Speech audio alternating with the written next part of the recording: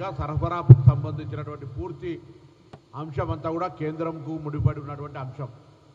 అందుకే రాష్ట్ర ప్రభుత్వం పక్షాన కేంద్రాన్ని ఇన్నిసార్లు విజ్ఞప్తి చేస్తున్నప్పటికీ కూడా రాష్ట్ర ప్రభుత్వం భారతీయ జనతా పార్టీది లేదనే కారణం మీదనా లేదా కాంగ్రెస్ పార్టీ తెలంగాణ ప్రభుత్వం రైతాంగానికి 22,000 కోట్ల రుణమాఫీ చేసి రైతు భరోసా పేరు మీద ఎకరానికి 6,000 రూపాయలు 9 రోజుల్లో 9,000 కోట్లు ఇవ్వడం కానీ సన్న వడ్లకు 500 బోనస్ ఇవ్వడం కానీ ఈ విధంగా రైతులకు సంబంధించిన అనేక కార్యక్రమాలు జరిగేటువంటి సందర్భంలో రైతుల పట్ల కాంగ్రెస్ పార్టీకి కొంత వ్యతిరేకత రావాలనే ఆలోచనతో భారతీయ రాష్ట్ర సమితి బీఆర్ఎస్ తోటి క్షేత్రస్థాయిలో కుమ్ముక్కై లేని అపోహలు సృష్టించి ముందస్తుగానే రైతుల లోపల ఒక ప్యానిక్ సిస్టమ్ క్రియేట్ చేయడం వల్ల కొంత ముందస్తు స్టాకులు పెట్టుకునేటువంటి కొంతమంది ఉత్సాహులైన రైతులతో కారణం కావచ్చు, ఇంకేదైనా కావచ్చు, ఈరోజు ఎరువులకు సంబంధించిన ఇబ్బంది ఉన్నమాట వాస్తవము, మేము కాదని అనడం లేదు. కానీ దీనికి బాధ్యత ఎవరైతే వహించాల్సిన వాళ్ళో నిమ్మకు నీరెత్తినట్టు మౌనంగా బాధ్యత రాహిత్యంగా వ్యవహరిస్తున్నటువంటి అంశాన్ని తెలంగాణ రైతాంగానికి చెప్పే ప్రయత్నం చేస్తూ ఉన్నాం. ఈరోజు తెలంగాణ రైతాంగం వాళ్ళను పొద్దున్నే లేచి గ్రామీణ ప్రాంతాల్లో రైతులకు ఇబ్బందిని గమనించి వాళ్ళను పొలిటికల్ మోటివేషన్ చేసే ప్రయత్నం చేస్తూ ఉన్నారు బీఆర్ఎస్ నాయకులు. నేను అడుగుతాను, మీకు నిజంగానే భారతీయ జనతా పార్టీ మీద మీ నాయకుడు మొన్న చెప్పినాడు కేటీఆర్ గారు, ఉపరాష్ట్రపతి ఎన్నికల్లో యూరియా ఇస్తే మీకు ఓటేస్తాం, యూరియా ఇవ్వకపోతే ఓటేయమని చెప్పారు. ఇవాళ రేపు పొద్దున ఓటింగ్ ఉంది, యూరియా ఇయ్యలే. ఓటు తెలుగు బిడ్డకు ఓటేయండి. నేను రాజకీయం కొరకు మాట్లాడతలేను. మీరు అంత పెద్ద ఎత్తున ఒక ఆఫర్ ఇచ్చినా కూడా యూరియా సప్లై కాలే. రాష్ట్ర ప్రభుత్వం నుంచి ముఖ్యమంత్రి గారితో సహా అనేక సందర్భాల్లో మా పార్లమెంట్ సభ్యులు పార్లమెంటు సాక్షిగా ధర్నా చేసి మంత్రులకు గెరావు చేసినా కూడా నేను ఎందుకు చెప్తున్నా అంటే క్షేత్రస్థాయిలో రైతులు ఇబ్బంది పడుతున్నారు. నేను మాజీ మార్కెట్ చైర్మన్గా సహకార సంఘాలకు సంబంధం ఉన్న వ్యక్తిగా రైతు బిడ్డగా క్షేత్రస్థాయిలో రైతులు పడుతున్న ఇబ్బందిని గమనిస్తూ ఉన్నా. వారందరికీ కూడా రాష్ట్ర ప్రభుత్వం నుంచి మీ ఇబ్బందిని గమనిస్తూ ఉన్నాం. కానీ మీకు సహకారం అందించడానికి మా చేతిలో ఎరువుల తయారీ ఉత్పత్తి లేదు. మన రాష్ట్రంలో ఉన్న రామగుండం ఎరువుల ఫ్యాక్టరీ ఉద్దేశపూర్వకంగా నిర్లక్ష్యంగా కావాల్సుకున్న 4 నెలలుగా ఉత్పత్తి కాకుండా చూస్తూ ఉన్నటువంటి పరిస్థితి ఉన్నది. మేము డిమాండ్ చేస్తాను రామగుండం ఎరువుల ఫ్యాక్టరీని ఉత్పత్తి చేసి తెలంగాణ రైతులకు ఎరువులు ఇవ్వమని. అది కూడా సహకరించడంలే. ఇవాళ రాష్ట్రానికి రావాల్సినటువంటి దాదాపు 11 లక్షల మెట్రిక్ టన్నులు రావాల్సి ఉంటే 5.2 lakhs మెట్రిక్ 5.20 lakhs మెట్రిక్స్ మాత్రమే వచ్చినది. ఇది ఈ ప్రభుత్వం యొక్క ఎంత పెద్ద నిర్లక్ష్యం జరుగుతుందో ఒకసారి చూడండి. మనందరం కూడా రైతులు తెలంగాణలో ఉన్నటువంటి రైతులందరూ భారతీయ జనతా పార్టీ నాయకత్వాన్ని నిలదీయాల్సిన అవసరం ఉంది. కేంద్రంలో ఉన్నటువంటి బాధ్యత గల వ్యక్తులు బాధ్యత రాహిత్యంగా వ్యవహరిస్తారు. 8 మంది లోక్సభ సభ్యులు, రాజ్యసభ సభ్యులుగా లక్ష్మణ్ గారు, కృష్ణయ్య గారు ఉండి కూడా 2 కేంద్ర మంత్రులు కూడా ఈరోజు ఇక్కడ ఎరువుల సరఫరాకు సంబంధించిన పూర్తిగా వైఫల్యం భారతీయ జనతా పార్టీ వహించాల్సిందే. నేను మళ్ళీ చెప్తా ఉన్నా, విత్తనాలు లేవన్నా, విద్యుత్ లేదన్నా, ఇంకేదైనా రైతాంగానికి ఇబ్బంది కలిగినా తెలంగాణ రాష్ట్ర ప్రభుత్వం బాధ్యత వహిస్తుంది. కానీ ఎరువులకు సంబంధించి మాత్రం పూర్తిగా తయారు సరఫరా బాధ్యత కేంద్రందే. ఇవాళ మీ మీద కేంద్రం మీద నెట్టుతున్నామని కాదు. ఫెడరల్ సిస్టమ్ రాష్ట్ర కేంద్ర ప్రభుత్వాల విధి నిర్వహణ యొక్క బాధ్యతల్లో మీరు పర్యవేక్షించినప్పుడు కూడా స్పష్టంగా రసాయనాల ఎరువులకు సంబంధించినటువంటి శాఖ కేంద్రంలో ఉంటే తప్ప రాష్ట్రాల్లో ఉండదు. ఒక తెలంగాణ కాదు, దేశంలో ఏ రాష్ట్రంలో ఉండదు. అందుకే ఇలా మరొకసారి కేంద్ర ప్రభుత్వాన్ని డిమాండ్ చేస్తా ఉన్నా, కిషన్ రెడ్డి గారు, బండి సంజయ్ గారు, నిజంగా మీరు తెలంగాణ నుంచి ప్రాతినిధ్యం వహిస్తున్న బిడ్డలైతే తెలంగాణ రైతుల గోసలు మీరు పట్టించుకోదలుచుకుంటే, తెలంగాణ రైతుల గోసలను తీర్చాలనే తపన మీ పార్టీకి ఉంటే ఇలా రైతులకు సంబంధించినటువంటి ఎరువుల సరఫరాకు సంబంధించిన అంశం మీద వెంటనే స్పందించి కేంద్ర మంత్రిని విజ్ఞాపన చేస్తారా, బెదిరిస్తారా, దండం పెడతారా, చాతనెగ్దా చాత కాదా కాకపోతే మమ్మల్ని వెంబడి రమ్మంటారా? ఏదేమైనా ఇలా తెలంగాణ రైతులకు అవసరమైనటువంటి ఈ చివరి దశలో ఒక 2 రోజుల పాటు ఇటు వరి పత్తి ఇత్తనాలకు సంబంధించినటువంటి దిగుబడులకు సంబంధించిన ప్రభావం పడేటువంటి పరిస్థితి ఉంది. కాబట్టి దయచేసి రాజకీయ కక్ష ఉంటే తెలంగాణ ప్రభుత్వం మీద ఇంకేదైనా విధంగా తీసుకోండి. రాజకీయ వేధింపులు చేయదలుచుకుంటే తెలంగాణ ప్రభుత్వాన్ని ప్రజలను ఇంకో రకంగా వేధింపులకు గురి చేయండి.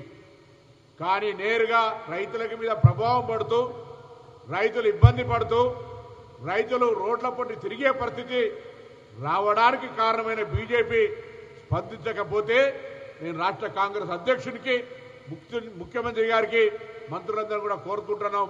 త్వరలోనే భారతీయ జనతా పార్టీ వ్యతిరేకంగా కార్యాచరణ తీసుకొని ఇలా రైతుల సహకారంతో ఒత్తిడి తెచ్చే విధంగా చర్యలు తీసుకుంటాం. మంచి మాటగా సామధాన భేద దండోపాయాలుగా అనేక సందర్భాలు విజ్ఞప్తి చేసినాం. ఈ హెచ్చరికగా భావించుకోండి. ఇలా రైతుల పక్షాన్ని నిల్చునేటువంటి పార్టీగా రైతులకు అండగా ఉండేటువంటి పార్టీగా కాంగ్రెస్ పార్టీగా భారతీయ జనతా పార్టీని గట్టిగా డిమాండ్ చేస్తూ ఉన్నాం. ఈ బాధ్యత మీది. బాధ్యతను విస్మరించి వ్యవహరించకండి. బాధ్యతను విస్మరించడం వల్ల తెలంగాణ రైతాంగానికి నష్టం జరుగుతోంది. అన్నదాత కష్టాల్లో ఉంటే రేపు తెలంగాణ ప్రజలకు కష్టాలు వస్తాయి. ఇలా దిగుబడి తక్కువైతే రాష్ట్ర ఆదాయం మీద రైతుల ఆదాయం మీద తదుపరి రాష్ట్ర మొత్తం వ్యవస్థ మీద ప్రభావం పడేటువంటి అవకాశం ఉంటుంది. ఆ కనీస జ్ఞానాన్ని కోల్పోకుండా ఈరోజు వెంటనే తెలంగాణ రైతులకు అవసరమైనంత ఎరువుల్ని డిమాండ్ ప్రకారంగా రాష్ట్ర ప్రభుత్వం చేస్తున్నటువంటి వ్యవసాయ శాఖ ప్రతిపాదనల మేరకు యుద్ధ ప్రాతిపదికన పంపమని, లేనట్టయితే తగిన మూల్యం, రైతుల కోపం, రైతుల ఆగ్రహానికి గురి కావాల్సినటువంటి బాధ్యత బీజేపీదే అనే మాటని సందర్భంగా తెలియజేస్తా ఉన్నాం.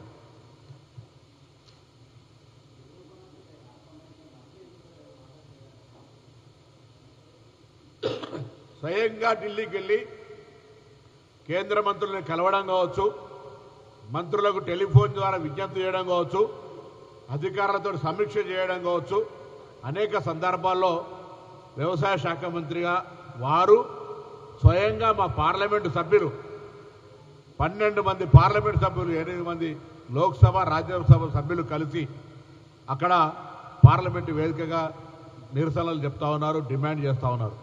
ముఖ్యమంత్రి గారు కూడా స్వయంగా కలిసినారు. మేము కూడా అనుప్రియ పటేల్ గారిని కలిసి విజ్ఞాపన చేయడం జరిగింది. ఈరోజు ఒకటే అడుగుతా ఉన్నాం, ఎరువుల సరఫరాకు సంబంధించి ఎవరో అడిగే వరకు, రైతులు ఉద్యమించే వరకు ఎందుకు కేంద్రంలో ఉన్నటువంటి వాళ్ళు నిర్లక్ష్యానికి చేస్తూ ఉన్నారు? ఈరోజు మేము అనుకుంటా ఉన్నాం, రైతులు క్షేత్రస్థాయిలో భారతీయ జనతా పార్టీ ఉద్దేశపూర్వకంగా రైతులను వేధిస్తూ ఉంది. కాంగ్రెస్ ప్రభుత్వంకు రైతులకు పేరు రావడంతో దాన్ని ఏ విధంగా డిస్టర్బ్ చేయాలని ఒక ప్లాన్ చేసుకుందా అనేటువంటి ఒక అనుమానాలు కలుగుతూ ఉన్నాయి. లేనట్టయితే ఇది ఫెడరల్ సిస్టంలో రాజ్యాంగంలో రాజ్యాంగ స్ఫూర్తికి విరుద్ధం. రాజ్యాంగ స్ఫూర్తి చెప్తా ఉంది, దేశము రాష్ట్రము కలిసి నిర్వహించాల్సిన పనులకు సంబంధించి ప్రజలకు ఇబ్బందులు లేకుండా చూసే బాధ్యత ఉంటుంది. కానీ ఇక్కడ పూర్తిగా ఈ ఫెడరల్ సిస్టంలో ఈ ప్రజాస్వామిక వ్యవస్థలో రాజ్యాంగమైనటువంటి విధుల నిర్వహణ యొక్క కేటాయింపుల్లో ఎరువులు 100% కేంద్ర ప్రభుత్వం బాధ్యత. మరొక్కసారి చెప్తున్నా, ఎరువుల నిర్వహణ, తయారీ, భాగస్వామ్యము, పంపిణీ వ్యవస్థ అంతా కేంద్ర కనుసన్నల్లోనే జరుగుతుంది. తెలంగాణ రైతులకు చేతులు జోడించి మరొక్కసారి విజ్ఞప్తి చేస్తా ఉన్నా, తెలంగాణ రైతులు ఎదుర్కొంటున్న ఎరువుల సమస్య భారతీయ జనతా పార్టీ పాపం, భారతీయ జనతా పార్టీ కుట్ర ఫలితం, భారతీయ జనతా పార్టీ నిర్లక్ష్యం ఫలితం ఇలా తెలంగాణ రైతులు ఎదుర్కొంటున్నటువంటి ఎరువుల కొరత. కాదంటే అసలు రామచంద్రరావు గారికి అయితే ఆ సోయి కూడా లేదు, రైతుల పట్ల అవగాహన కూడా లేదు, ఏం మాట్లాడుతాడో తెలియదు, పూర్తిగా కనీసం ఆలోచన కూడా లేదు. భారతీయ జనతా పార్టీ తెలంగాణ రాష్ట్ర శాఖ అధ్యక్షుడిగా రైతులు ఎదుర్కొంటున్న ఎరువుల కొరత మీద ఒక్కనాడన నీ పార్టీని డిమాండ్ చేసే బాధ్యత నీకు లేదా?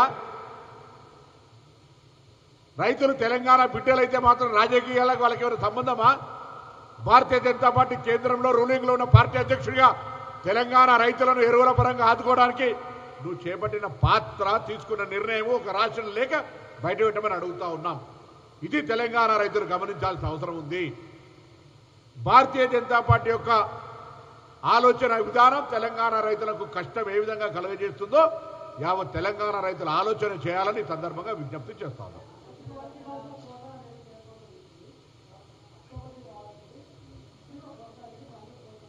చూడు, ఇప్పుడు కూలిచ్చి తన్నించుకునేవాడు ఉన్నాడు. మేము కృత్రిమ కొరత సృష్టించడం ద్వారా మా మీద నిరసనలు చెప్పించుకునేటువంటి బుద్ధి జ్ఞానం లేని రాజకీయ పార్టీ నాయకుడు ఎవడని ఉంటాడా? ఏం ప్రశ్న? వానికి జ్ఞానం ఉండాలి కదా అడిగేటోడికి. ఏ రాజకీయ నాయకుడి కన్నా మేము ఎరువుల సరఫరాకు సంబంధించి వస్తున్నటువంటి సప్లైకి అనుగుణంగా సరఫరా చేస్తూ ఉన్నాం. క్షేత్రస్థాయిలో కొంత బీఆర్ఎస్ పార్టీ రైతుల్లో ప్యానిక్ క్రియేట్ చేయడం వల్ల అందుబాటులో ఉన్న రైతులు కొంత క్వాంటిటీ అడ్వాన్స్గా కొనడం కావచ్చు. మానవ సహజం ఉదాహరణ, పెట్రోల్ దొరకదంటే మనం 200 రూపాయలు పోసుకునేది 500 రూపాయలు పోసుకుంటాం. అటువంటి వాతావరణం కొద్దిగా రాష్ట్రంలో కలిగింది. దానికి అనుగుణంగా సఫిషియెంట్ ఎరువులు ఉన్నాయి, ఇబ్బంది లేదు అనేటువంటి ఒక పాత్ర బాధ్యత భారతీయ జనతా పార్టీది అని అడుగుతున్నా. ఎంతసేపు నెపం మీద ఒకరి మీద నెట్టి దగ్గర సఫిషియెంట్ ఎరువులు ఉంటే నేను కృత్రిమ కొరత సృష్టించే ఎవడైనా రాష్ట్ర ప్రభుత్వంలో ఉన్నటువంటి అధికారంలో ఉన్నాడు అటువంటి పని చేస్తాడా? నేను భారతీయ జనతా పార్టీ నాయకులను అడుగుతాను. రామచంద్ర ఒక్క లేఖ రాసిండా? ఒక్కసారి ఎరువుల కొరత గురించి కేంద్రాన్ని డిమాండ్ చేసిండా? వాళ్ళ కేంద్ర మంత్రిని కలిసిండా? భారతీయ జనతా పార్టీ తెలంగాణలో లేదా? ఉంటే నీ 8 మంది ఎంపీల పక్షాన ఎన్నడైనా కనీసం ఎరువుల గురించి అడుగుతురా?